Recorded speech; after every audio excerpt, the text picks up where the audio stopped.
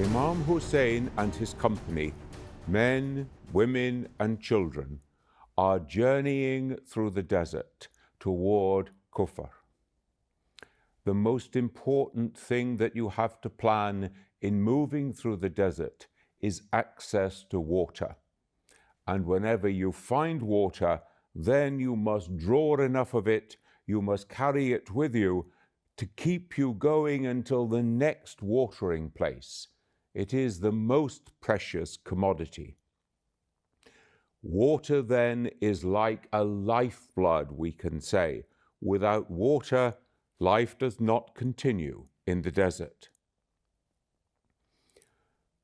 The governor of Kufr, Ibn Ziyad, has decided that he needs to send out a squad of men under a trusted commander to shadow the company of Hussein, so that he always has them under his watch.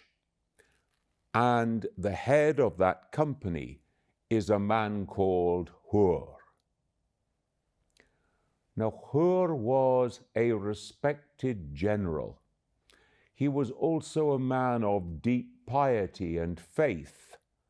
He wasn't a political person, but he was well respected for his military expertise and his commitment, his ability to take orders.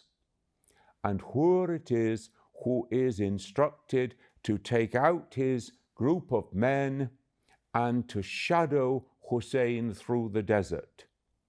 And if we can imagine one party going along between the hills of sand and another party going along on the top of the sand hills, then we can see the way in which, almost as the sheepdogs would shadow the sheep, so Hewer is to shadow the company of Hussein on their journey through the desert, to keep them always under their watchful eye. An episode is recorded when Hewer and his company of men ride into the camp of Imam Hussain. Now, they also have endured the rigors of the desert. They are covered in sand and dirt. They are thirsty. They have been riding a long time. Yes, they are men, they are soldiers, they are used to this, but nevertheless, this is a tough existence in the desert. So they ride into the camp of Imam Hussain, and he sees them coming and is not too sure what to make of it. And so he calls out to them, "Do you come as friends or as enemies?" And the response is given, "We do not come as friends." Imam Hussain then reacts to this situation. Now, how might we expect that he would react? A group of armed men come into his camp and declare themselves not to come in friendship. That can only mean one alternative. He gives instruction to his own people. They are to take from their own supply of water, the water that was intended to keep his company going to the next watering hole. They are to take from his supply of water and they are to give it to the men so that they can refresh themselves after their journey. And what's more, they are to use some of that water to spray on the horses, to give them also something to drink, so that they may be refreshed. Both man and beast alike are treated with great dignity, using the water that Imam Hussain and his company themselves need. This was not what Hewer expected. This was not the kind of reception that he would have thought he would receive. And we can see that from this time onwards, that gesture of pure goodness, that gesture of respect for their dignity as human beings, that sharing of that most necessary commodity of water, it begins to work in the heart of Hewer. After they have refreshed themselves, it becomes time for Zuhr prayer. And so, after the azan, Imam Hussain goes to Hewer and says, "It's time for prayer.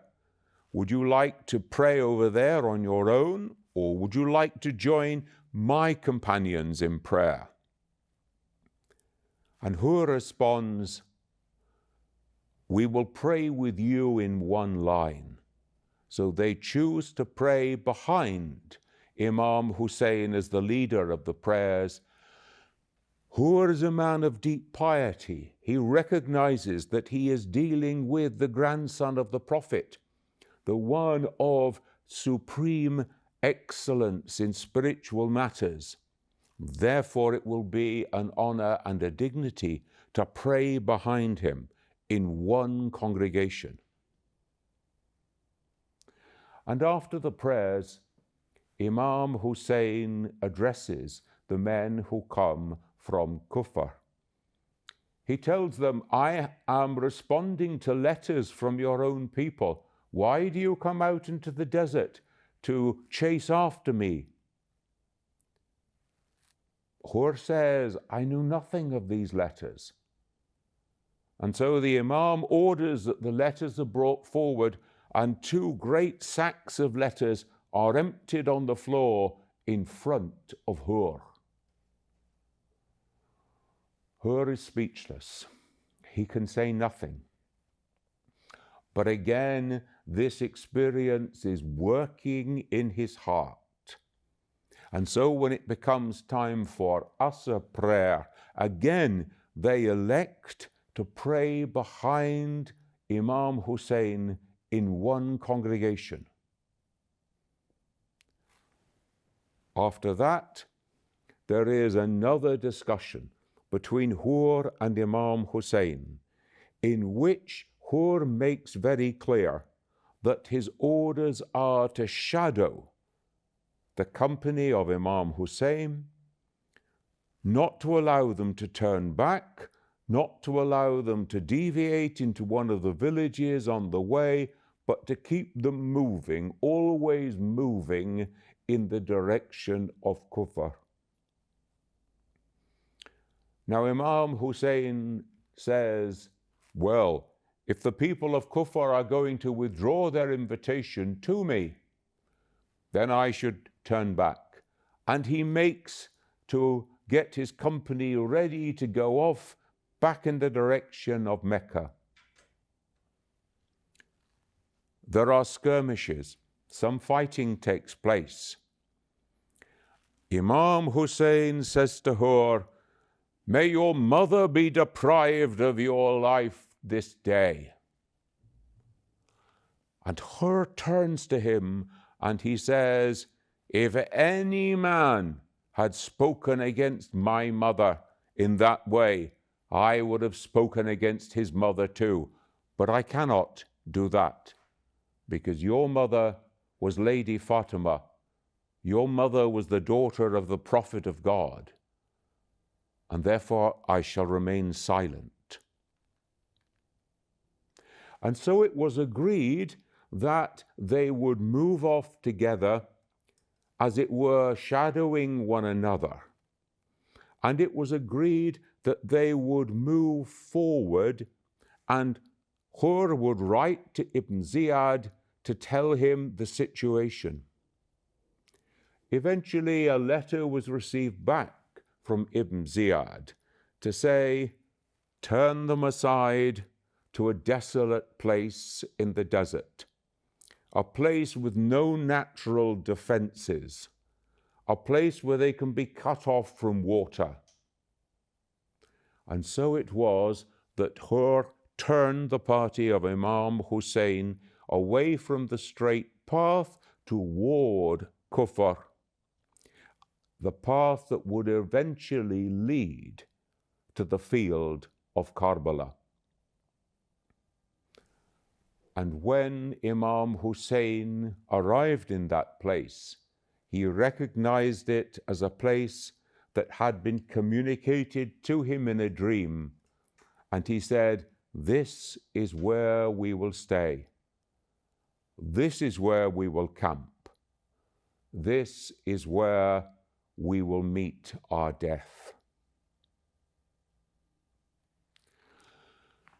Now Hewer and his men kept their distance from the camp of Imam Hussain, and gradually over the coming days they were accompanied by more and more reserves coming from the city of Kufr, both trained soldiers but also ordinary citizens who had been persuaded, had been cajoled and bullied by Ibn Ziyad to take up their swords and to go into the desert to do his dirty work. Because it was now clear that Karbala was to be the place where the ultimate challenge was laid before Imam Hussain. Either you submit and make the oath of obedience to Yazid, or you die here in this place. When it came to the day of Ashura, when it came to the day of the battle itself, when the army was drawn up, there was Hewer with his men. And the experience of his interaction with Imam Hussain had obviously been working in his heart. He was always a man of piety, but he was also a soldier of great respect, one who knew how to take orders, how to implement them, and how to give orders to others. And so we see this tension in the heart of Imam Hussain. And so we see this tension in the heart of Hewer. Which will come out as winner in the end?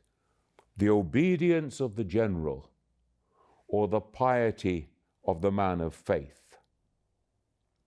The goodness of Imam Hussain, the sharing of water, the speaking to them in ways of nobility and dignity, the compassion that he shows for their suffering too in the desert, the human respect that he has shown to Hewer, the goodness of the Imam. All these things are weighing and working in the heart of Hewer.